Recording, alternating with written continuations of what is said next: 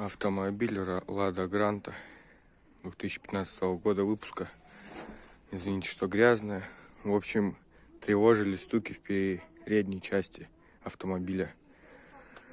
Поменял я, в общем, стойки стабилизатора с двух сторон.